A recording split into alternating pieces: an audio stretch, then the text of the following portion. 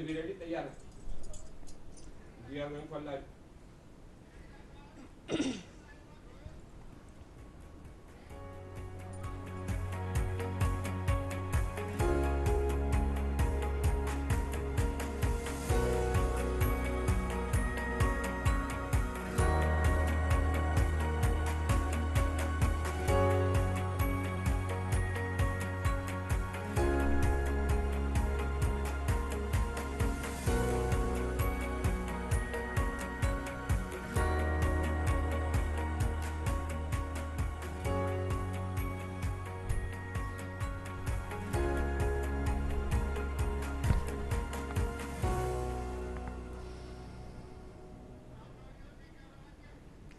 नमस्कार, दूरदर्शन मध्य प्रदेश में आपका स्वागत है। मैं हूं आपके साथ पूजा सिंह और आप देख रहे हैं अपना कार्यक्रम हेलो डीडी।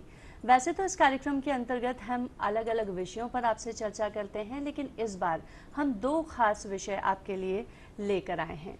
आज हम बात करेंगे धर्म और संस्कृति की, तो दूसरा हम बात करेंगे युवाओं और उनकी देशभक्ति की। लेकिन इससे पहले मैं आपसे आज के मेहमानों को रूबरू करवा दूं। आज हमारे साथ हमारे स्टूडियो में मौजूद हैं मेजर जनरल अजय कुमार महाजन, आप एडीजी एनसीसी मध्य प्रदेश छत्तीसगढ़ हैं। इसके साथ ही हमारे साथ हैं प्रोफेसर डॉक्टर बैद्यनाथ लाभ जी, आप कुल गुरु भारतीय ज्ञान अध्ययन विश्वविद्यालय सांची। आप दोनों का बहुत बहुत स्वागत है सर हमारे इस कार्यक्रम में। तो जैसा दर्शकों में पहले बात कर रही थी कि आज हम दो विषयों पर चर्चा करने वाले हैं खास तौर से।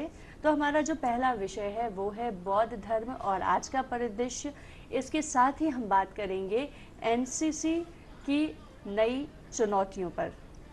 तो सबसे पहले मैं बैद्यनाथ जी से सवाल लेना चाहूँगी सर, क्योंकि आप शिक्षक हैं, वाइस चांसलर हैं, आपने कई सारे इंस्टीट्यूशन और ऑर्गेनाइजेशन में काफ़ी नॉलेजेबल चीज़ें बताई होंगी। तो मैं ये जानना चाहूँगी कि बौद्ध धर्म क्या है, और अगर आपसे ये जानना चाहूँ तो आप उसे परिभाषित कैसे करेंगे? कि जब धर्म शब्द की बात हम लोग करते हैं जी। तो उसका एक बहुत ही सामान्य अंग्रेजी में अनुवाद किया जाता है रिलीजन। भारतीय परिप्रेक्ष्य में धर्म बहुत व्यापक शब्द है और रिलीजन उसका एक बहुत छोटा सा अंश है। लेकिन इसको सामान्य लोगों के लिए हम धर्म शब्द का प्रयोग कर लें, कोई हर्ज नहीं। जब कोई विचार आता है और उसके विचार लोगों को प्रभावित करता है और उस विचार के बहुत सारे लोग अनुयायी हो जाते हैं, और फिर जब उसमें कोई परंपरा आ जाती है, उसमें रिचुअलिज्म आ जाता है, तब वह धीरे धीरे एक धर्म का रूप धारण कर लेता है, जिसको हम लोग आजकल बौद्ध धर्म या हिंदू धर्म या जैन धर्म इस तरह की, या ईसाई धर्म या इस्लाम धर्म, मुस्लिम धर्म, इस तरह की बात करते हैं। तो उस अर्थ में 6ठी शताब्दी ईस्वी पूर्व में भगवान बुद्ध ने जो अपने ज्ञान के माध्यम से जो अपने विचारों को फैलाया और उनके अनुयायी बने और इस प्रकार से एक संगठित रूप धारण करने लगा, तब बौद्ध धर्म का रूप निखर कर सामने आया। जी जी बिल्कुल सर। बात अब एनसीसी की कर लेती हूँ कि अब क्योंकि मैं एनसीसी से जुड़ी तो नहीं, मैंने कभी बहुत ज़्यादा जाना भी नहीं, लेकिन मुझे भी और मेरे दर्शकों को भी ये ऑब्वियस सी बात है कि अगर मैं आपसे ये पूछूं कि एनसीसी क्या है और इसका गठन क्यों हुआ, बेसिकली इसके लक्ष्य क्या क्या हैं? एनसीसी जिसे आप फुल फॉर्म में जो देखा जाए तो नेशनल कैडेट कोर है जी। जब भारत आज़ाद हुआ 1947 में, उससे पहले भी ये संगठन था पर इसका यूनिवर्सिटी कोर के नाम से जाना जाता था जी। और 1947 के बाद इसको, इंडिपेंडेंस के बाद इसको जो आज का स्वरूप है वो मिला राष्ट्रीय कैडेट कोर का जी। और इसको 1948 में एक्ट ऑफ पार्लियामेंट से पास किया गया और जब से ये इसी रूप में चल रहा है। जब एनसीसी की शुरुआत हुई तो उस समय इसमें टोटल 28,000 कैडेट थे और यदि आज की डेट में हम देखा जाए तो हमारे पास 17 लाख कैडेट हैं जिनको चलाने के लिए एक एनसीसी का हेडक्वार्टर जो कि दिल्ली में है, जिसको लेफ्टिनेंट जनरल कमांड करते हैं और उनके नीचे 17 डायरेक्टरेट हैं जिनमें सारे स्टेट शामिल किए गए हैं। कुछ डायरेक्टरेट हैं जिनमें 2 या 3 स्टेट भी क्लब किए गए हैं। जैसे आप मध्य प्रदेश और छत्तीसगढ़ देखा जाए तो इसके अंदर 2 स्टेट हैं। इसी प्रकार पंजाब, हरियाणा, हिमाचल और चंडीगढ़ को मिला के एक डायरेक्टरेट बनाया है। तो 17 डायरेक्टरेट हैं जिनकी कमांड मेजर जनरल के पास होती है। 5 यानी कि 12 की मेजर जनरल के पास है और 5 की ब्रिगेडियर रैंक के ऑफिसर हैं जो एयरफोर्स और नेवी के हैं। तो ये 17 डायरेक्टरेट पूरे देश के अंदर 17 लाख कैडेट्स की ट्रेनिंग को देखभाल करते हैं। और एनसीसी का जो आप देखा जाए तो इसको 2 विंग्स में बांटा गया, 2 हिस्सों में बांटा गया है। एक तो जूनियर डिवीज़न है और एक सीनियर डिवीज़न। जूनियर डिवीज़न के अंदर स्कूल के बच्चे, यानी कि जूनियर डिवीज़न जेडी जब बोलते हैं तो हम वो लड़के होते हैं, जेडब्ल्यूटी लड़कियां होती हैं। तो स्कूल के जो लड़के और लड़कियां हैं वो जूनियर डिवीज़न के अंदर आते हैं। तो सर अगर देखा जाए, जैसे आपने स्कूल और कॉलेजों की बात की, जैसे प्राइमरी और सेकेंडरी जो डिवीज़न है, तो उसमें स्टार्टिंग हम मतलब कौन सी क्लास में? क्लास 8 से शुरू करते हैं। तो यानी कि आप जूनियर डिवीज़न का एज यदि देखा जाए तो वो 13 से 18 साल रखा गया है। अच्छा। तो यानी कि 13 से 18 साल में यदि वो बच्चा क्लास 8वीं और 9वीं के लिए हम जूनियर डिवीज़न को रखते हैं जी। और 11वीं और 12वीं ऑनवर्ड वो सीनियर डिवीज़न में आ जाता है।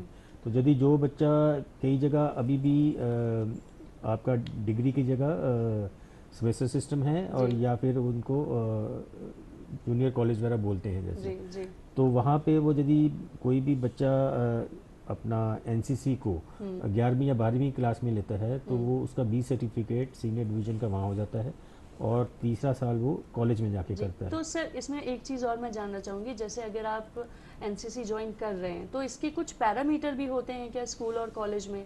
पैरामीटर है कि एनसीसी का यदि आप गठन देखा जाए तो ये दुनिया की सबसे बड़ी वॉलंटियर यूनिफॉर्म ऑर्गेनाइजेशन है। तो पहले तो है कि बच्चे को वॉलंटियर होना है, ठीक है। यदि उसके अंदर वो सोचता है कि वो एनसीसी में जज्बा है ज्वाइन करना चाहता है तो वो वॉलंटियर होकर उसको ज्वाइन कर सकता है। तो जब वो अपना फॉर्म भरता है अपने स्कूल या कॉलेज में जाके तो फिर उसका एक टेस्ट होता है जिसमें फिजिकल टेस्ट वगैरह होता है, बाकी उसके डॉक्यूमेंट चेक किए जाते हैं। 8 प्रकार के डॉक्यूमेंट होते हैं जो हम चेक करते हैं। अच्छा। और जब वो सारा क्राइटेरिया मीट कर लेता है तब उसको फिर हम एनरोलमेंट का, तो उसमें फिजिकली मेडिकली भी एग्जामिन किया मेडिकल जाता है? तो he has to get a medical certificate. और जैसे अग्निवीर का मेडिकल चेकअप होता है वैसे नहीं होता। तो वो जो मेडिकल टेस्ट होता है सर वो एनसीसी के द्वारा ही एग्जामिन होता है या फिर मेडिकल का वो सर्टिफिकेट खुद लेके आते हैं? खुद लेके आते हैं doctor say that he is medically fit. Otherwise because संख्या बहुत ज़्यादा है तो वो हम नहीं कर पाते हैं कि आर्मी ऑर्गेनाइजेशन उसका मेडिकल टेस्ट कराए, तो इसलिए वो मेडिकल सर्टिफिकेट लेके आते हैं। अच्छा। और फिजिकल के क्या मतलब क्या कुछ पैरामीटर जो बेसिक फिजिकल है कि उनको रन करा के देखेंगे ताकि वो फिजिकली फिट होना चाहिए एनसीसी का कैडेट बनने। जिस हिसाब से बच्चा अगर 8th या 9th में है तो वो जिस हिसाब से जैसे फिजिकल एक्टिविटी कर सकते हैं उसी हिसाब से उसका। और अगर कॉलेजों की बात करें तो उसमें क्या प्रोसीजर सेम ही है? अच्छा, प्रोसीजर सेम ही है, बट ओनली थिंग इज कि थोड़ा सा लेवल ऑफ फिजिकल टेस्ट बढ़ जाएगा। अच्छा जी। लाभ सर मैं आप पे आती हूँ कि जैसे हम धर्म की अगर बात कर रहे हैं तो हर धर्म के कुछ अपने महत्वपूर्ण स्थल होते हैं। जैसे अगर हम हिंदुओं की बात करें तो वहाँ पे भी बहुत सारे स्थल हैं। तो वैसे अगर बौद्ध धर्म की बात करें तो उसमें क्या मतलब कितने स्थल हैं, कहाँ हैं? मूल रूप से जहाँ पर लुम्बिनी जो नेपाल में है, जहाँ भगवान बुद्ध का जन्म हुआ था, बोध गया बिहार में जहाँ उनको ज्ञान की प्राप्ति हुई, सारनाथ वाराणसी के पास जहाँ पर उन्होंने प्रथम उपदेश दिया था, और कुशीनगर गोरखपुर के पास जहाँ पर उनका परिनिर्वाण हुआ, देहांत हुआ था। तो ये 4 सबसे महत्वपूर्ण स्थान हैं। लेकिन उसके बाद भी पाली त्रिपिटक में जो खासकर जो बौद्ध धर्म के मूल ग्रंथ हैं उनमें इनके अलावा और 4 पाली भाषा थी जिसमें भगवान बुद्ध के मूल वचन माने जाते हैं, तो उनका संग्रह हुआ, उनको त्रिपिटक बोलते हैं। तो त्रिपिटक में ये वर्णन आता है जो 8 महाठानानि, 8 महास्थान, जिनमें कि लुम्बिनी, बोधगया, सारनाथ, कुशीनगर के अतिरिक्त राजगृह जो आजकल जिसको राजगीर बोलते हैं, मगध साम्राज्य की राजधानी थी, वैशाली बिहार में ही है, उसके नाम से एक जिला भी है जिसका हेडक्वार्टर है हाजीपुर, श्रावस्ती उत्तर प्रदेश में है जहाँ बुद्ध ने सबसे अधिक वर्षावास किए थे, ठहरे थे और अनेक उपदेश दिए थे। वहाँ का उनका समकालीन राजा सर मतलब ये प्रसेनजीत था। किन कारणों की वजह से ये स्थल जो हैं वो इतने महत्वपूर्ण हो गए यहाँ पर? ये राजगीर में जी। बहुत अधिक वो रहे।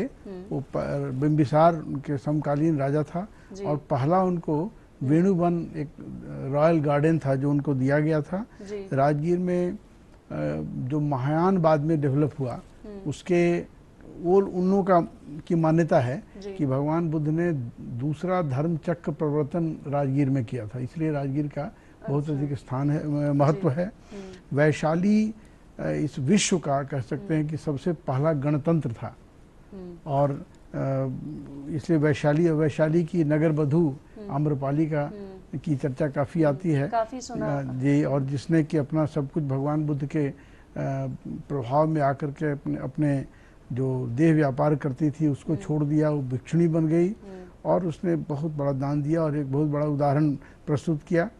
श्रावस्ती प्रसेनजीत था वहाँ का राजा और श्रावस्ती में भगवान बुद्ध ने कई वर्ष बिताए। वर्षावास जो हम लोग के यहाँ कई बार चतुर्मास कहते हैं तो उसमें तमाशा बोलते हैं, वर्षावास कहते हैं, तो उसमें वो रहे, बहुत सारे उपदेश उन्होंने दिए वहाँ पर। और संकाश्य एक जगह है फर्रुखाबाद जिले में उत्तर प्रदेश में जिसको आजकल संकिसा भी कहते हैं। तो ऐसा मानते हैं कि बुद्ध की अपनी माता जो थी महामाया देवी उनकी मृत्यु उनके जन्म के 7 दिन के बाद ही हो गई थी। बुद्ध के जन्म के 7 दिन के बाद ही हो गई थी उनकी मृत्यु। तो वो जब स्वर्ग में थी तो भगवान बुद्ध ने संकिसा से ही उनको जाकर के स्वर्ग में जाकर उपदेश दिया था तावतिंग श्लोक में, और वहीं से वो उतरे थे सीढ़ी से जिसका डिपिक्शन है वहाँ पर। तो ये जो कुल मिलाकर के 8 स्थान है जिनको सबसे महत्वपूर्ण माना गया है। बाद के समय में तो आकर के और भी बहुत सारी जगह हुई है, लेकिन ये जो मूल रूप से ये 8 तो स्थान है। मतलब ये सर ये अगर पता करना हो कि ये अनुभव उनको कब और कैसे हुआ, अगर मतलब गौतम बुद्ध को जी ये अनुभव कैसे हुआ कि मतलब मुझे जो है अब संसार में भौतिक चीजों को छोड़कर और उस दिशा की तरफ जाना है? देखिए उनका जब जन्म हुआ था लुम्बिनी में, कपिलवस्तु के राजा थे उनके पिता शुद्धोदन। तो बचपन से ही उनकी जो प्रवृत्ति थी राजकुमार, इसलिए शास्त्र और शस्त्र दोनों की शिक्षा दी गई, लेकिन उनकी जो आध्यात्मिकता का पुट उनके बचपन से ही उनके अंदर था। और सर मैं आपका जवाब लूंगी, लेकिन उससे पहले हमारे साथ एक कॉलर जुड़ गए हैं, नंद स्वरूप मिश्रा जी। आप अजय जी से प्रश्न पूछना चाह रहे हैं, बताइए, पूछिए, क्या पूछना चाहते हैं आप?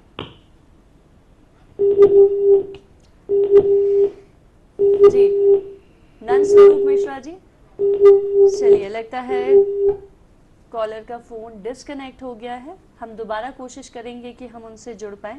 तब तक हम सर आपसे जो सवाल मैंने किया था, तो वो बचपन से ही यद्यपि उनको शस्त्र और शास्त्र दोनों की शिक्षा दी गई, क्योंकि आगे चलकर वो राजा बनते, तो राजा बनने के लिए उसको शास्त्र का भी ज्ञान जरूरी है, क्योंकि राजा अपने राज्य का सर्वोच्च न्यायाधीश भी होता है, लास्ट अपील उसी के पास होती थी तो इसलिए शास्त्र का भी ज्ञान होना चाहिए कि न्याय पूर्वक वो शासन कर सके। तो नंद स्वरूप मिश्रा जी हमारे साथ जुड़ चुके हैं। आप अजय जी से प्रश्न पूछना चाहते हैं, बताइए। चलिए बार बार ये फोन कॉल कट रहा है, हम दोबारा कोशिश करेंगे, तब तक सर अपने जवाब। और शस्त्र की शिक्षा इसलिए कि उनको राज्य करना है, राज्य की रक्षा करनी है, इसलिए शस्त्र का ज्ञान भी आवश्यक था। तो शस्त्र और शास्त्र दोनों की शिक्षा दी गई उनको, लेकिन वो कहीं न कहीं बचपन से ही उनमें ऐसी प्रवृत्ति थी कि कहीं वो कुछ लोगों को देखते दुखी, तो दुखी क्यों है व्यक्ति, दुख क्यों होता है, ये एक चिंतन उनके हमेशा एक चलता रहता था। और प्रायः वो एकांत में बैठे रहते थे, अपना गुमसुम कुछ लगता जैसे सोच रहे हैं, तो वो एक उसका एलिमेंट उनके अंदर शुरू से ही था। और बाद में चल करके 29 वर्ष की अवस्था में सब कुछ, विवाह भी हो चुका था, एक बच्चा भी था उनको, लेकिन उसके बाद उन्होंने गृह त्याग कर दिया। और उसके बाद वो सांख्य गुरु आलार कालाम और उद्रक पुत्र के नेतृत्व में के निर्देशन में काफ़ी साधना भी की, लेकिन उनको पूरा संतुष्ट नहीं हुए।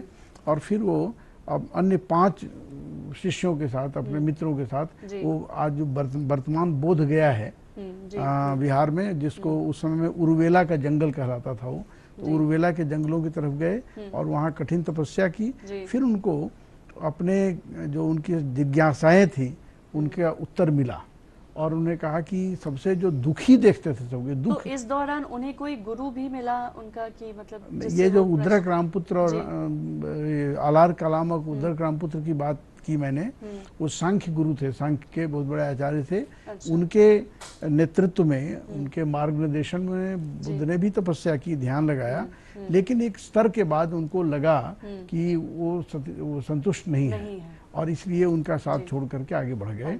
बोध गया के जंगलों में रहे और उनको जब 35 वर्ष के हुए तो उनको ज्ञान मिला और ज्ञान में क्या मिला कि दुख की समस्या उनके सामने शुरू से थी। तो दुख को उन्होंने कहा कि ये सत्य है, इसको झुठलाया नहीं जा सकता है। अब कहिए कि दुख कैसे कोई सत्य हो सकता है, या दुख का ज्ञान होना, ये इसलिए उसको आर्य सत्य उन्होंने कहा। दुख का कहा कि दुख अचानक ऐसे अपने आप नहीं होता है, दुख का कोई न कोई कारण होता है। और कारण क्या है? 3 प्रकार की तृष्णा है। तो वो शरीर की तृष्णा है, समृद्धि की तृष्णा है, अगले जन्म लेने की तृष्णा है, मुक्ति की तृष्णा है, ये सब ये तृष्णा, यही कारण है जिनकी वजह से दुख होता है। फिर उन्होंने ये भी कहा कि ये दूसरा आर्य सत्य हुआ, दुख का कारण या दुख। तीसरा उन्होंने कहा जब दुख का किसी न किसी कारण से होता है तो कारण को निवारण भी हो सकता है, कारण को समाप्त भी किया जा सकता है, और पूरी तरह से अगर उसको समाप्त कर दिया जाए तो वही निर्वाण की अवस्था है। और अगर वह संभव है तो उसका कोई ना कोई मार्ग भी हो सकता है। चलिए आपसे आगे भी जानूंगी सर। फिलहाल मैं सर आपसे पूछना चाहती हूँ कि अगर हम एनसीसी को एज अ सब्जेक्ट लें तो जैसे साइंस में होता है या कॉमर्स में होता है, तो इन सब चीज़ों में अलग अलग सब्जेक्ट होते हैं, तो एनसीसी में किस एनसीसी का यदि आप करिकुलम देखें तो आपका स्कूल का करिकुलम मैंने जैसे बताया कि स्कूल में है। और सर एक कॉलर जुड़ गई है, सुधा जी, बताएं आप क्या प्रश्न पूछना चाहती हैं? हाँ जी, धन्यवाद। मैं सुधा दुबे भोपाल से। मेरा सवाल जो है एडीजी एनसीसी महाजन साहब से है। जी जी जी। सर मैं ये चाहती हूँ कि मैं खुद एनसीसी अधिकारी रही हूँ स्कूल में, लेकिन अब जो है स्कूलों में, मतलब हायर सेकेंडरी स्कूलों में एनसीसी का महत्व तो कम होता जा रहा है। बहुत जगह जो है जो एनसीसी के सामान थे वो वापस लौटा दिए गए हैं, विंग खत्म हो गई है। तो इसके लिए क्या प्रयास किया जा रहा है? बहुत अच्छा है एनसीसी में अगर छात्राएं भाग लेती हैं या एनसीसी परेड में शामिल होती हैं तो उनके व्यक्तित्व के विकास के लिए बहुत अच्छा है, लेकिन ये स्कूलों से समाप्त होना वो जो मुझे थोड़ा सा दुख दे रहा है। सुधा जी, बहुत अच्छा क्वेश्चन आपने पूछा है, पर मैं आपको बताना चाहूँगा कि एनसीसी का विस्तार हो रहा है, हम एनसीसी को कम नहीं कर रहे हैं। कोई भी वहाँ किसी स्कूल से एनसीसी जब ली जाती है, यदि वो स्कूल एनसीसी अपने बच्चों को ठीक ढंग से ट्रेनिंग नहीं देता है, यदि वो, जैसे आप खुद एनसीसी से जुड़े हैं तो आप जानते हैं कि हमारे पास एएनओज होते हैं, एसोसिएट एनसीसी ऑफिसर्स, और वो स्कूल या कॉलेज का जिम्मेवारी होता है कि अपनी उस स्कूल के लिए एक अपना एएनओ को डिप्यूट करे। यदि वो एएनओ को डिप्यूट नहीं करता है और बार बार केयर टेकर चलता रहता है तो, और एनसीसी की तरफ ध्यान नहीं देता है, उन स्कूल और कॉलेज से हम एनसीसी को निकालते हैं। और यहाँ आपको मैं बताना चाहूँगा कि जैसे आज की तारीख में भारत के अंदर 17 लाख की एनसीसी है, जिनमें से मध्य प्रदेश और छत्तीसगढ़ में मेरे पास 1,05,000 कैडेट्स की एनसीसी है, और जितनी मेरे पास एनसीसी है उससे ज़्यादा लोग वेटिंग में हैं। तो यानी कि ये जो आपका प्रश्न है कि स्कूलों और कॉलेजों से एनसीसी निकाली जा रही है या कम की जा रही है, वो मेरे हिसाब से तो गलत है, क्योंकि हम तो एनसीसी के विस्तार की तरफ जा रहे हैं। जी सर, यहाँ मेरा भी एक प्रश्न है, जैसे कि मैम ने बोला कि एनसीसी कम होती जा रही है धीरे धीरे, तो क्या आप लोगों की तरफ से कुछ ऐसा कैंपेन्स या फिर कुछ? जी, एनसीसी वही तो मैं बता रहा हूँ, तो एनसीसी तो इतनी डिमांड में है आजकल की हम उसको पूर्ति नहीं कर पा रहे हैं, क्योंकि जितने भी बच्चे स्कूल में और कॉलेज में एनसीसी लेना चाहते हैं उतनी हमारे पास वैकेंसी नहीं है। इसी चीज़ को देखते हुए, एनसीसी की महत्वता को देखते हुए, उसकी पॉपुलैरिटी को देखते हुए अभी गवर्नमेंट ने डिसीजन लिया है कि एनसीसी को हम 10 लाख की संख्या में बढ़ाएंगे, यानी कि अभी 17 हैं तो इसको 27 पे लेके जाएंगे। फेज़ 1 श्री राजनाथ सिंह जो हमारे डिफेंस मिनिस्टर हैं उन्होंने ऑलरेडी अनाउंस कर दिया है जी और वो इस साल या अगले साल से इम्प्लीमेंट होना शुरू हो जाएगा जी और over a period of 8 years यानी कि 8 साल के अंदर हम पूरी एनसीसी को 27 लाख तक लेके जाएंगे और पहले 3 लाख हम इस साल या अगले साल की। तो सर ये जो टोटल सम आपने बताया कि हम इतने लाख जो हैं वो कैंडिडेट्स बढ़ाएंगे, तो ये इसका कोई दायरा है कि हम यहाँ छत्तीसगढ़ से इतने लेंगे या मध्य प्रदेश से इतने तो लेंगे? बेसिकली जैसे जो एग्जिस्टिंग एनसीसी है जिसके पास डायरेक्टरेट कितना बड़ा डायरेक्टरेट है उसके पास कितने ग्रुप हैं उसी प्रो राटा के बेसिस पे इसको एक्सपेंशन किया जा रहा है। क्योंकि अभी हमारे पास देश के अंदर इतनी काबिलियत नहीं है कि हम और आर्मी ऑफिसर और JCO NCO as PI staff दे सकें जी जी तो न्यू यूनिट्स को रेज नहीं किया जा रहा है, जो एग्जिस्टिंग यूनिट है उन्हीं का विस्तार किया जा रहा है, उन्हीं के अंदर एनसीसी को बढ़ाया जाएगा। और जो जेसी और एनसीओ मैंने बोला परमानेंट इंस्ट्रक्टर होते हैं क्योंकि फौज से वो सर्विस वाले आने इतने नहीं प्रोवाइड कर सकते हैं क्योंकि उनका दूसरा टास्क भी है लड़ाई लड़ना है जो, तो उसके लिए एक्स सर्विस मैन हैं जो रिटायर हो चुके हैं फौज से, तो उनको इंस्ट्रक्टर रखा जाएगा चाहे वो जेसी हो चाहे एनसीओ हो।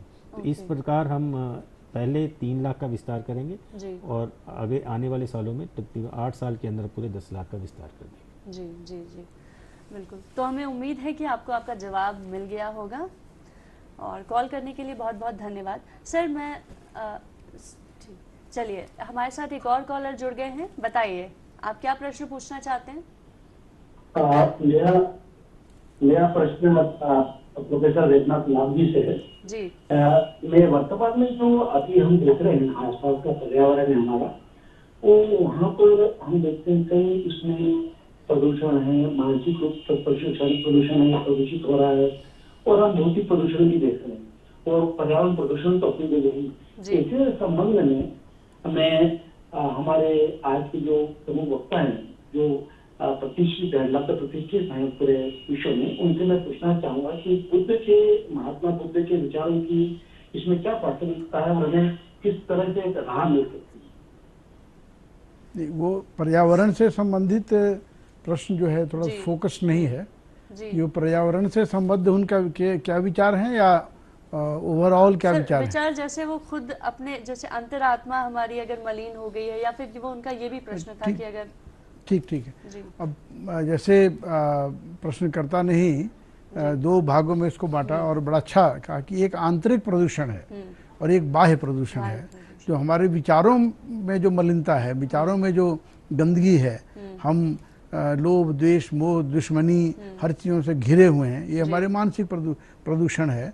तो उसके लिए भगवान बुद्ध ने कई बार शील समाधि प्रज्ञा की बात की है कि हम सत्य बोलें, हम एक दूसरे से प्रेम करें, हम एक दूसरे को हार्म न पहुंचाएं, हम किसी का अनधिकृत रूप से किसी की चोरी नहीं करें, किसी को छीना झपट नहीं करें, व्यभिचार नहीं करें, अपनी जीविका बिल्कुल ईमानदारी से निभाएं। तो इस प्रकार की चीज़ें जो हमारी आंतरिक प्रदूषण को भी ठीक करती हैं, संतुलित करेंगी और बाह्य प्रदूषण को भी करेंगी। जो पर्यावरण की हम जैसे सामान्य रूप से जो बात लेते हैं, जंगल कट रहे हैं और कंक्रीट के जंगल खड़े हो रहे हैं, हम सब गर्मी से परेशान हो रहे हैं, पोल्यूशन बढ़ रहा है, कभी सुनामी आ रही है, कभी कुछ हो रहा है, कभी भूकंप आ रहा है, सब कुछ आ रहा है। तो उसमें प्रकृति से तो विकास जब होगा तो कुछ न कुछ तो प्रकृति का क्षरण होगा ही, लेकिन एक संतुलित ढंग से करें कि इतना विकास के नाम पर अंधाधुंध पेड़ों की कटाई नहीं करें। अगर पेड़ काटते हैं सस्टेनेबल मैनेजमेंट उस पर ध्यान दें। कि मैंने ग्रेटर नोएडा में बहुत अच्छा एक देखा था कि हर एक व्यक्ति जब उसका अल्फा बीटा गामा की कॉलोनी शुरू हुई तो हर एक घर के सामने अनिवार्य था कि 2 पेड़ लगाने हैं और अगर पेड़ सूख जाएं तो उसको हटा के दूसरा पेड़ लगाइए। तो कम से कम हर एक घर के सामने अगर 2 पेड़ लगेंगे तो आपका घर कितना भी कंक्रीट का हो जाए, बढ़िया हो जाए, लेकिन पर्यावरण ठीक रहेगा, तो संतुलन रहेगा। इसी तरीके से जब हम लोग देखते हैं कि सब जगह अंधाधुंध काट रहे हैं, सबको अपना लकड़ियाँ काम में ला रहे हैं, सब कुछ कर रहे हैं, तो उस तरह से हम लोग अगर सोचें, बुद्ध के समय में यह समस्या नहीं थी, लेकिन आज वह समस्या है। सर, तो आज जैसे हम मानसिक रूप से अगर हम कहें कि हम बीमार हैं और हमारी सोच जो है वो उतनी ज़्यादा प्रभावशाली या उतनी ज़्यादा खुल के नहीं आती है। तो इन सब चीज़ों का कारण हम किस चीज़ को माने? कारण क्या है कि हम लोग आचार्य चाणक्य ने लिखा है कि परोपदेशे वेलायाम सर्वे भवन्ति पंडिताः। दूसरों को उपदेश देने के समय में हम सभी लोग पंडित हो जाते हैं, जब अपना काम पड़ता है तो पंडिताई भूल जाते हैं। तो हम दूसरों से तो अपेक्षा करते हैं कि वो हमारे लिए बहुत अच्छा रहे, समाज के लिए बहुत, लेकिन हम खुद नहीं करते हैं। तो चैरिटी बिगिंस एट होम। तो हम अगर खुद व्यवहार में लाएं, खुद पहल करें, तो उसका अच्छा रिजल्ट आना ही आना है। इसका उत्तर कहीं ना कहीं ये सोशल मीडिया और ये सारी चीज़ें भी मेरे ख्याल से जो दिमागी रूप से हम बीमार हैं और जो इन चीज़ों से ग्रसित हैं, कहीं ना कहीं वो भी कारण है। कहाँ उस संतुलन नहीं है, बस एक में लगे हुए हैं। अगर आजकल देखने को आता है कि हम रोड पर चल रहे हैं और एक जो बाइक वाला चला रहा है बाइक और कान ऐसे लगा हुआ है, ऐसा लगता है कि इसको 1 मिनट की फुर्सत नहीं है, तो वो जाकर कभी एक्सीडेंट हो जाता है, कभी कुछ हो जाता है। तो ये सब वो तो मानसिक बीमारी के लक्षण को ही। बिल्कुल। रमेश जी हमारे साथ जुड़ चुके हैं, पूछिए क्या पूछना चाहते हैं आप? बौद्ध धर्म और आज का परिदृश्य के संबंध में जी बताएं। तो बौद्ध धर्म और आज का परिदृश्य, पूरी चर्चा उसी पर चर्चा चल रही है।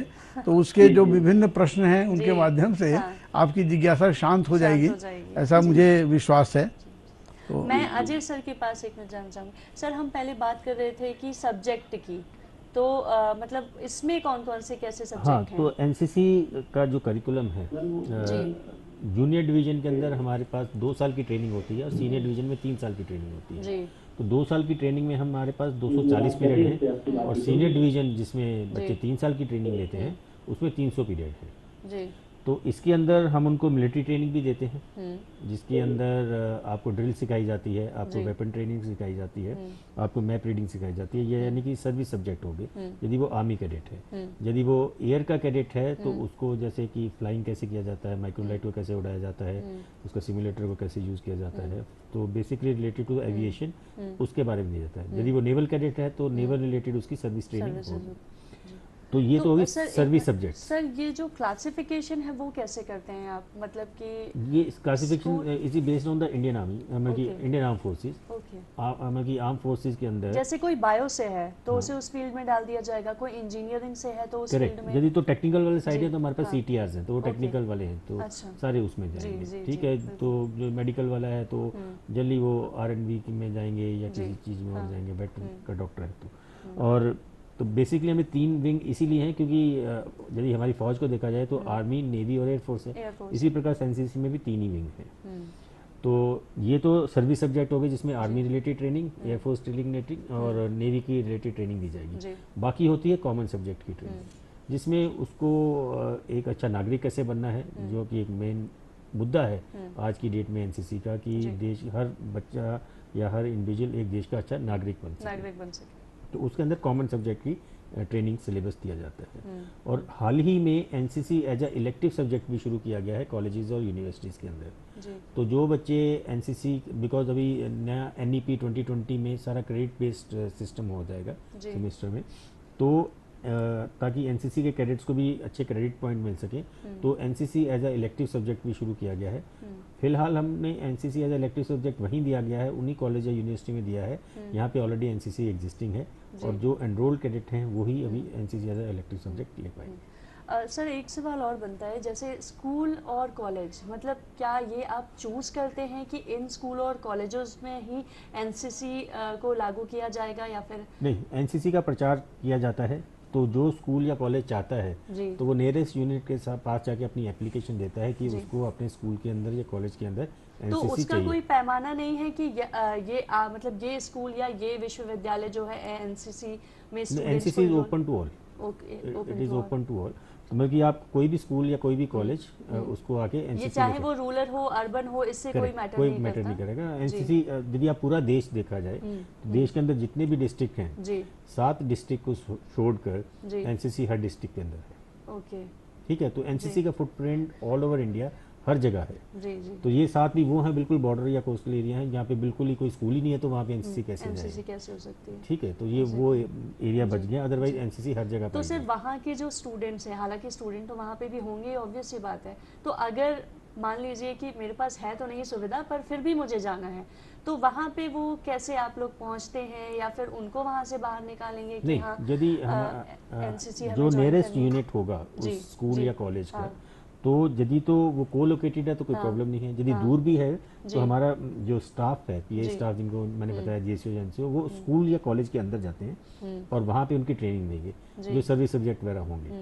और जो एएनओज मैंने पहले बताया, एसोसिएट एनसीसी ऑफिसर, जो उसी स्कूल का या तो प्रोफेसर है, कॉलेज के प्रोफेसर हैं या स्कूल के टीचर हैं, वो कॉमन सब्जेक्ट की पढ़ाई वो अंदर ही कराएंगे। अंदर ही करवाना हाँ है। जी, तो इस प्रकार से एनसीसी की ट्रेनिंग उनको दी जाती है। ओके जी। तो सर मैं आप पे आती हूँ, जी। जैसे कि बहुत सारे धर्म हैं, हिंदू है, मुस्लिम है, जैनिज्म है, क्रिश्चियन है, तो हर धर्म और हर समुदाय का अपना एक सिद्धांत होता है, उसके कुछ नियम होते हैं। ऐसे में जब हम बौद्ध धर्म की बात करते हैं तो इसके अपने क्या सिद्धांत और क्या नियम हैं, जो इसके अनुयायी हैं वो किस चीज़ का पालन और अनुसरण करते हैं और आगे उसे प्रमोट करते हैं? जी, जैसे देखिए मैंने बात की थी 4 आर्य सत्यों की, जी। जो बौद्ध धर्म के मौलिक सिद्धांत हैं, और उनका जैसे चौथा आर्य सत्य जो था कि दुख मुक्ति का एक मार्ग है। जी। तो मार्ग क्या है, जिसको आर्य अष्टांगिक मार्ग कहते हैं, 8 फोल्ड पाथ। उसमें सम्यक दृष्टि, सम्यक संकल्प, सम्यक वचन, सम्यक कर्म, सम्यक आजीविका, सम्यक व्यायाम, तो सम्यक ये सम्यक को हम क्या माने, सम्यक मतलब प्रॉपर, परफेक्ट, ओके, परफेक्ट, ठीक। तो उस तरह का जी। हर को कहा गया है कि वो उनका एक उस पर चलने के लिए मार्ग है। जी। इसी तरह से उनके इन्होंने, क्योंकि आत्मा परमात्मा को नहीं मानते थे, जैसा आपने भी शुरू में कहा, तो उसके लिए उन्होंने 3 लक्षण बताए। पूरे संसार के 3 लक्षण हैं, सर्वम अनित्यम, सर्वम दुखम, सर्वम अनात्मम। सब कुछ जो है अनित्य है, ट्रांजिटरी है, सब कुछ बदल रहा है, क्षण क्षण बदल रहा है। आप और हम 1 घंटे पहले मिले थे, लेकिन अगर बहुत माइन्यूटली देखें तो ना आप वही हैं ना मैं वही हूँ। जी, बिल्कुल। दोनों, इसलिए उन्होंने बाद में एक और theory the change and continuity की। जी। तो वो है, हम क्षण क्षण बदल रहा है सब कुछ, नथिंग इज स्टेबल, स्टैटिक। जी, जी। दूसरा कहा कि हर के जिसमें दुख कहीं न कहीं छिपा हुआ है, जिसको हम कहते हैं कि अभी बहुत सुखी हैं, कोई व्यक्ति एक किसी कारण से हमको बहुत सुख मिला, तो हम अगले ही क्षण दुखी हो जाते हैं, या तो उसको प्रिजर्व करने के लिए, या उससे ज्यादा पाने के लिए, या उसके छीन जाने के डर से। जी, जी। तो वो इसलिए दुख का परसेंटेज ज्यादा है और सुख का परसेंटेज क्षणिक है। तो दूसरा उन्होंने लक्षण बताया सर्वम दुखम और सर्वम अनात्मम, कहा कि सब कुछ, there is nothing like permanent soul. तो उस चीज को जो सनातन परंपरा में गीता वगैरह जिसको कहती है, आपका उसको जवाब मैं जारी रखूंगी, लेकिन इस कॉल के बाद हमारे जी। साथ राहुल सिद्धार्थ सांची से जुड़ चुके हैं। बताइए आपका प्रश्न क्या है? राहुल बताइए। दर्शन के परिप्रेक्ष्य में जी। मेरा प्रश्न है कि जी। बौद्ध दर्शन में स्त्रियों की स्थिति को हम आज के संदर्भ में किस रूप में व्याख्यायित करेंगे और देखेंगे, वो किस प्रकार से हेल्पफुल है हमारे समाज के लिए? जी जी जी जी। जब भगवान बुद्ध ने अपना ज्ञान प्रचार करना शुरू किया, तो जितने वो बेसिकली उसमें मेल मेंबर्स ही थे, भिक्षु लोग ही थे। जी। बाद में चल करके उनकी माता आई, जो उनकी मौसी भी थी और स्टेप मदर भी थी, महाप्रजापति गौतमी, और भी बहुत सारे 500 महिलाएं आई, और उन्होंने भी भिक्षुणी बनने की इच्छा जाहिर की और कहा कि भगवान बुद्ध से कहा कि महिलाओं के लिए भी एक वो बनवाइए, अलग संघ बनाया जाए। तो बुद्ध उसके लिए थोड़े बहुत ज़्यादा तैयार नहीं थे। अब उसको कई ढंग से लोग इंटरप्रेट करते हैं, लेकिन मेरा अपना जो मानना है कि कई तरह की समस्याएं थी उस समय में, कि मान लीजिए कितनी भी कोई सिद्ध महिलाएं हो आध्यात्मिक रूप से, लेकिन शरीर तो महिला का ही है, सुरक्षा का प्रश्न है। वो उसमें कोई पुलिस और मिलिट्री थी नहीं, उनको जंगल में अकेले रहना पड़ता। तो बुद्ध ने ये कहा कि बेहतर हो कि वो रहें, घर में ही रहें। लेकिन बाद में चल कर के जब बहुत जिद हुई और आनंद ने काफ़ी उनको इंसिस्ट किया तो वो तैयार हो गए और उनके लिए एक भिक्षुणी संघ की स्थापना कर दी गई। कुछ कड़े नियम बनाए गए ताकि हर कोई उसमें नहीं आ जाए, तो उनकी व्यवस्था की गई। तो सर क्या मैं थोड़े से ये नियम जान सकती हूँ, जैसे कि महिलाओं के लिए अगर उन्होंने क्या नियम बनाए हैं? 8 कुछ कठिन शर्तें रखी जो कि आज के परिप्रेक्ष्य में तो थोड़ा लगता है पक्षपातपूर्ण है, लेकिन उस समय को भी ध्यान में रखना पड़ेगा। आज से 2600 वर्ष पहले कि 2600 वर्ष पहले वो स्थिति नहीं थी जो आज 21वीं शताब्दी में है। तो उसमें ये कहा गया कि कोई भी भिक्षुणी जो है वो भले ही 100 साल की हो, लेकिन एक दिन का भी जो भिक्षु है उसको उठ करके अभिवादन करेगी। अपना जो उनका मीटिंग होगी उसके लिए उनके निर्देशन में करेंगी, भिक्षुओं के निर्देशन में करेंगी। इस तरह से कई शर्तें रखी गई थी उनको। और पाली में 8 गुरु धम्मा कहा गया है, 8 गुरु धर्म, कठिन धर्म। देखिए अच्छा, उसके बाद दोनों को, चाहे भिक्षु हो चाहे भिक्षुणी हो, दोनों के दैनिक जीवन को चलाने के, नियमित करने के लिए उन्होंने प्रातिमोक्ष के नियम बनाए। तो प्रातिमोक्ष 227 नियम भिक्षुओं के लिए बनाए और 311 नियम भिक्षुणी के बनाए। तो आज मैं फिर से उसको रिपीट कर रहा हूँ कि आज की दृष्टि से अगर देखा जाए तो पक्षपातपूर्ण लगता है, लेकिन आज के दृष्टि से हर चीज़ को कंपेयर नहीं किया जा सकता है। 26 वर्ष पहले कुछ स्थिति कुछ और थी। तो बहरहाल दोनों के माध्यम से उसको भिक्षु प्रातिमोक्ष और भिक्षुणी प्रातिमोक्ष नियम के संग्रह को कहते हैं। तो उनके माध्यम से दोनों के जीवन को संयमित करने का प्रयास किया गया था। जी जी बिल्कुल। अजय जी, जैसे कि हमने पहले बात की कि तीनों विंग जो होती हैं उसको मिला के फिर एनसीसी का गठन किया गया है जो, तो ऐसे में मतलब अगर मैं ये जानना चाहूँ कि एनसीसी के खुद के कितने प्रकार हैं या उसके कितने? एनसीसी के मैंने जैसे बताया कि 2 ही डिवीज़न है, यानी सीनियर डिवीज़न और जूनियर डिवीज़न। सीनियर डिवीज़न के अंदर लड़के स्कूल के लड़के और लड़कियां, कॉलेज के लड़के लड़कियां, और जूनियर डिवीज़न में स्कूल के लड़के लड़कियां। तो उसके अंदर यदि आज की देश में देखा जाए तो जो हमारा रेशियो है 67% बॉयज़ हैं और 33% गर्ल्स हैं। और अभी हम कोशिश कर रहे हैं। तो ये लेना ही इतना है या फिर ये रेशियो? नहीं, इसको अभी बढ़ा रहे हैं जी। और हमारी कोशिश है कि हम इसको 50-50 भी लेके जाएं। अच्छा। पर आज की डेट में 67-33 है। और यदि बिटवीन स्कूल और कॉलेज की एनसीसी में देखा जाए तो 70% जो हमारी टोटल स्ट्रेंथ है वो स्कूल्स के अंदर है और 30% की जो नफरी है वो कॉलेजेस के अंदर है। अच्छा। तो ज़्यादा बच्चे हमारे एनसीसी के स्कूल्स में हैं और क्योंकि स्कूलों की संख्या ज़्यादा है इसलिए संख्या वहाँ पे स्कूलों में ज़्यादा है, कॉलेज की संख्या कम है, इसलिए कॉलेज के बच्चे। सर इसमें कोई नियम भी लागू होते हैं इस पूरे एनसीसी के कोर्स के दौरान जब हम चीज़ों को फॉलो करते हैं? डिसिप्लिन, बिकॉज एनसीसी का जो मेन मुद्दा है, यदि आप एनसीसी को जब पहले गठन किया गया था तो it was second line of defence. तो फिर जब 62 की लड़ाई के बाद इंडियन आर्मी का विस्तार हुआ, अपना इम्प्रूवमेंट शुरू हुआ, तो ये सेकेंड लाइन ऑफ डिफेंस का टास्क हमारे से ले लिया गया। और आज जो एनसीसी का मेन मुद्दा या एम है वो है नेशन बिल्डिंग का। तो हमारा मेन मुद्दा अभी है कि हम आर्मी, एयरफोर्स या नेवी के लिए मेन फीडर नहीं है, फीडर हैं पर मेन फीडर नहीं है। बट मेन हमें है कि जो भी हमारा एनसीसी का कैडेट है वो देश का एक अच्छा नागरिक बन सके। बिकॉज यदि आज की डेट में देखें तो ये जो सीनियर डिवीज़न के कैडेट्स हैं अभी ये 20-22 साल की उम्र के होंगे, ठीक है।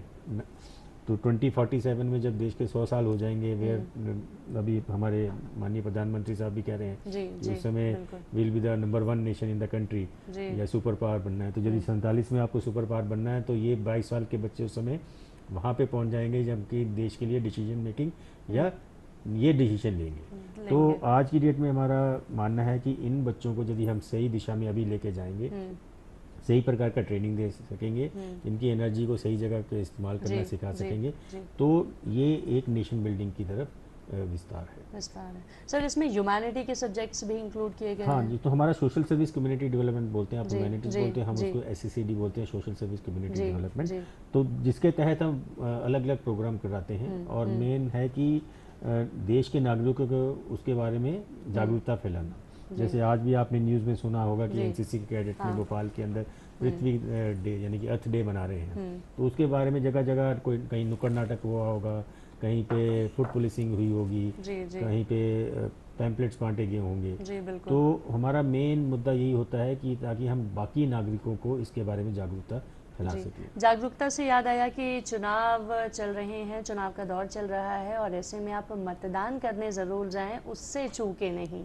हाँ, ये मैं यहाँ ये भी बताना चाहूँगा कि एनसीसी कैडेट्स ने भी इसको एक मुहिम चला रखी है कि हर नागरिक को एजुकेट किया जा सके या उसको जागरूक किया सके कि वोट देने का महत्व कितना है और जाके हर जगह यहाँ पे भी उसको पॉसिबल है जाके वोट दे। तो हमारे एनसीसी कैडेट्स भी इसमें हिस्सा ले रहे हैं। कैंपेन्स और कई सारे जी हाँ, और इस बार तो मिनिस्ट्री की तरफ से परमिशन भी मिला है कि जिस दिन वोटिंग होगा एनसीसी कैडेट्स डिप्लॉय होंगे, वॉलंटियर एनसीसी कैडेट्स, और वो मदद करेंगे जो कोई बूढ़े लोग हैं उनको बूथ तक लेके जाया जा सके जो अपनी मदद से नहीं जा सकते, और ताकि जितने भी नागरिक हैं उनकी मदद की जा सके ताकि वो क्यू मैनेजमेंट करना है या जो भी करना है।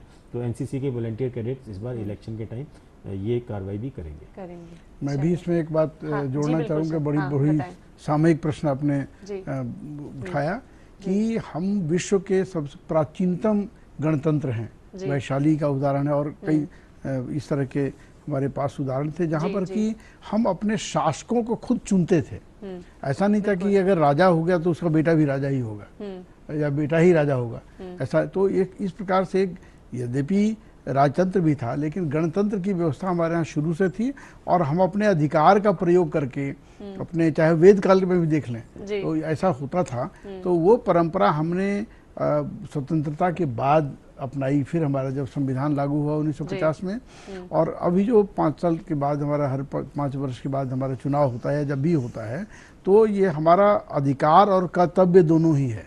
हम अपने अधिकार का प्रयोग करके अच्छे, योग्य और कर्तव्यनिष्ठ राष्ट्र के प्रति समर्पित प्रतिनिधियों का चुनाव करते हैं तो हमारा राष्ट्र अच्छा चलेगा, हमारा राष्ट्र और सशक्त होगा और कर्तव्य भी हमारा कि हम उसको ध्यान रखें। इसलिए मैं तो चाहता हूं कि हमारे सबके बीच ये जागरूकता हो और सबको अपना कर्तव्य का बोध हो कि हम ये हमारा अधिकार और कर्तव्य दोनों ही है वोट देना। जी बिल्कुल सर। एक बात आती है ग्रंथों की, ठीक है। हमारी संस्कृति में कई सारे ग्रंथ है, जैसे गुरु नानक साहब ग्रंथ है, कुरान है, रामायण है। तो ऐसे में जो बौद्ध धर्म है उसमें कौन कौन से ग्रंथ या उसमें किस तरीके से ग्रंथ? देखिए, बौद्ध धर्म की जो भगवान बुद्ध का 35 वर्ष में उनको ज्ञान मिला था जब वो बुद्ध हुए, सिद्धार्थ गौतम से बुद्ध हुए और अगले 45 वर्ष तक वो जिए। उस 45 वर्ष में वो जगह जगह घूम घूम करके अपना धर्मोपदेश करते रहे। लेकिन हमारे यहाँ उस समय परंपरा थी, मौखिक परंपरा थी, श्रुति और स्मृति की परंपरा थी, जो वेद के भी संदर्भ में देखते हैं और बौद्ध धर्म के संदर्भ में भी देखते हैं, जैन धर्म के संदर्भ में भी देखते हैं। तो भगवान जब बुद्ध का जब डेथ होने लगा तो उनके जो परम प्रिय शिष्य थे आनंद, उन्होंने पूछा कि 5 लोग थे जो उनके साथ उस वक्त चले थे या फिर नहीं दूसरे लोग थे। तो आनंद उनके कजिन भी थे और उन्होंने पूछा कि आपके बाद हमारा उत्तराधिकार, आपका उत्तराधिकारी कौन होगा? तो उन्होंने कहा कि मैं किसी भी व्यक्ति को अपॉइंट नहीं कर रहा हूँ, मैंने जो धर्म और विनय के जो उपदेश दिए हैं वही तुम्हारे गुरु होंगे, वही मेरे बाद मेरा उत्तराधिकारी होंगे। तो समस्या आई कि आखिर वो सारा मौखिक में रूप में था। तो उन सब को कलेक्ट करने के लिए 500 श्रेष्ठतम भिक्षु जो अरहत श्रेणी के थे, जिनमें नीर क्षीर विवेक जिनमें था, दूध का दूध पानी का पानी करने की बात थी, कोई बायसनेस नहीं था, जो कहीं पर कोई कंफ्यूजन नहीं था। ऐसे 500 लोग राजगीर में इकट्ठे हुए और उन्होंने उनके वचन को कलेक्ट किया, जिनको त्रिपिटक नाम दिया गया। उनको 3 भागों में बांटा गया। पिटक मतलब होता पिटारा, एक सिंबॉलिकल नेम है। विनय पिटक में जो उनके रूल्स रेगुलेशंस थे, जैसे प्रतिमोक्ष वगैरह की बात मैंने कही, अच्छा बेसिकली 3 भागों में डिवाइड किया गया, तो उसको विनय पिटक कहा गया। जो उनके पॉपुलर डिस्कोर्सेस थे उनका कलेक्शन किया गया, उनको सुत्त पिटक कहा गया। और सुत्त पिटक में जो बातें कही गई थी उनका बिल्कुल ही सूक्ष्म मनोवैज्ञानिक विश्लेषण, उसको कहा गया अभिधर्म पिटक।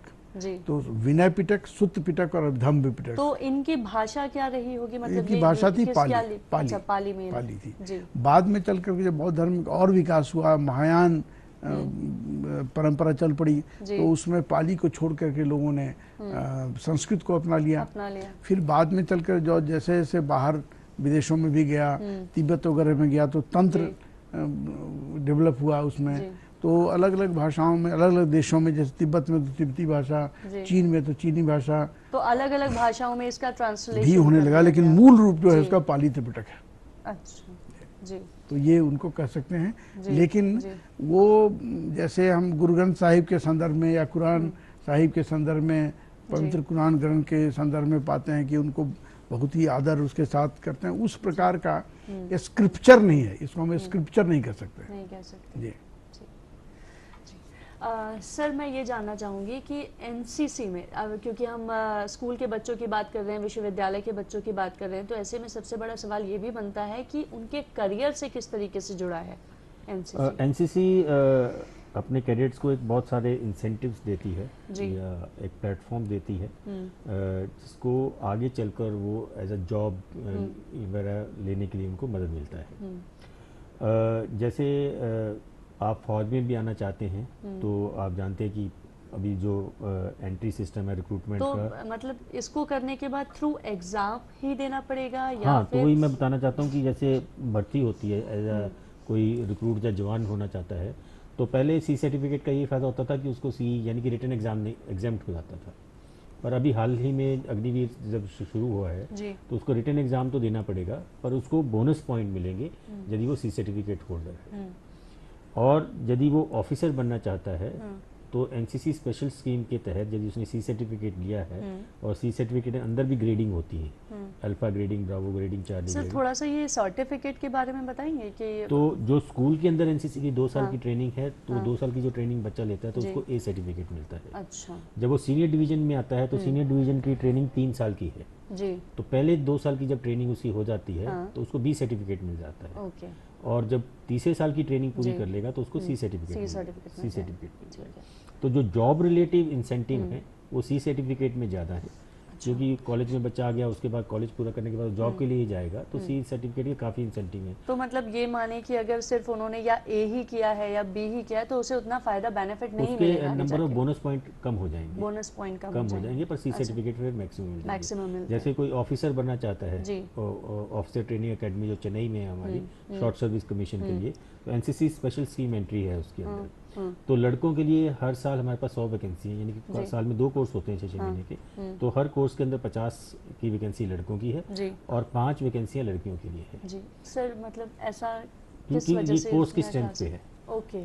That is basically come to 10% of the course strength. Okay.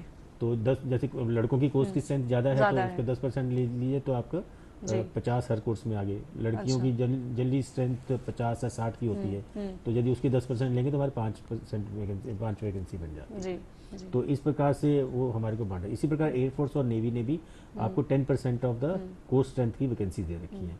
पर यदि आप इस स्कीम से एनसीसी स्कीम से जाते हैं तो आपको रिटन एग्जाम नहीं देना पड़ता, आप सीधे एसएसबी के लिए जाते हैं। एसएसबी आपका क्लियर हो जाएगा, मेडिकल क्लियर हो जाएगा, मेरिट बन जाएगी तो आप एज अ ऑफिसर अपॉइंट हो जाएंगे। ओके। तो ये सर इसमें क्या ऐसा भी होता है कि अगर प्राइवेट इंस्टीट्यूट या ऑर्गेनाइजेशन है तो वहाँ पर भी एनसीसी के कैडेट्स को फायदा मिलता है? हाँ बिल्कुल है। एनसीसी हमारी सिर्फ गवर्नमेंट स्कूल में नहीं है, हमारी एनसीसी प्राइवेट स्कूल में भी है।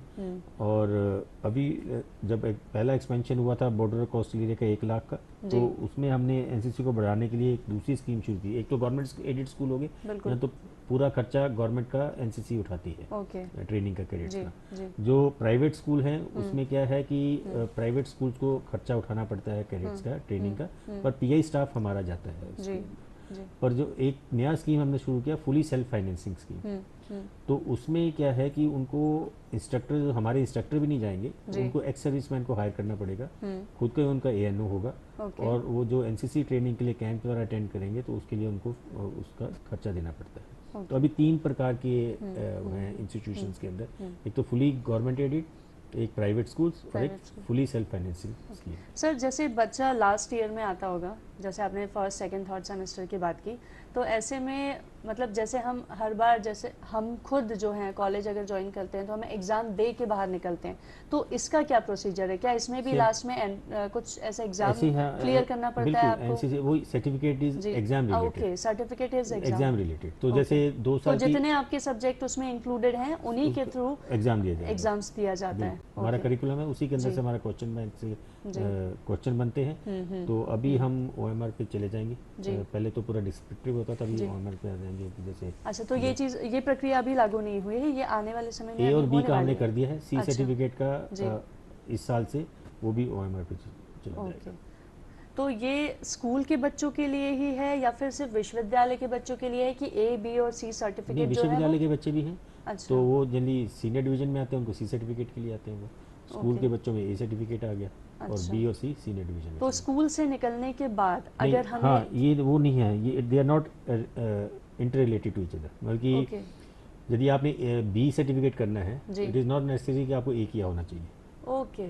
पर यदि आपको सी करना है, but then it is compulsory to have done B.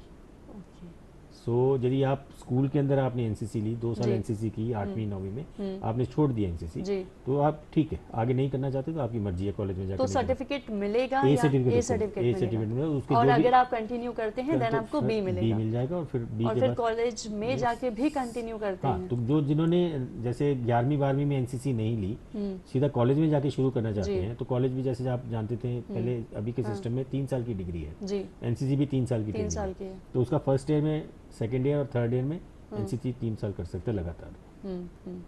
तो फर्स्ट ईयर और सेकंड ईयर तो सर मतलब जैसे बी सर्टिफिकेट जो होता है वो 12th 11th और 12th में, यदि आप लेना चाहिए 11 12 से भी शुरू कर सकते हैं, नहीं तो कॉलेज के फर्स्ट ईयर से भी शुरू कर सकते हैं। अच्छा, कॉलेज के फर्स्ट ईयर में भी तो बी और सी सर्टिफिकेट हमें वहाँ पर भी अवेलेबल हो जाएगा।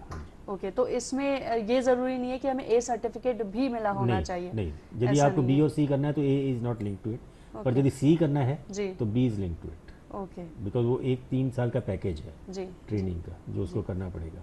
और इसके अलावा हमारे कैंप्स होते हैं, जो कैडेट्स को क्लासरूम से ज़्यादा ट्रेनिंग में कैंप ट्रेनिंग ज़्यादा हो, तो 10 दिन का कैंप होता है। तो ए सर्टिफिकेट के लिए यानी कि स्कूल के अंदर 2 साल में उसको कंपलसरी है एक कैंप करना। तो फर्स्ट ईयर में हम कैंप नहीं कराते, तो स्कूल के बच्चे सेकेंड ईयर में कैंप करते हैं। इसी प्रकार जो 3 साल की ट्रेनिंग है सीनियर डिवीजन की, तो उसमें 3 साल में से फर्स्ट ईयर कैंप नहीं कराते, अगले 2 सालों में एक कैंप उसको करना है, यानी कि 2 कैंप वहाँ पे सीनियर में करने हैं और जूनियर में एक कैंप करना है। तो दैट इज मतलब उसके अंदर आउटडोर, मतलब वो घर छोड़ के बच्चा बाहर, यहाँ पे भी कैंप लगता है, वहाँ रहता है, 500 से 600 बच्चे का ग्रुप बन जाता है, यहाँ पे कैंप चलाया जाता है। तो there they live art of living together, वो सब सीखता है वहाँ पे।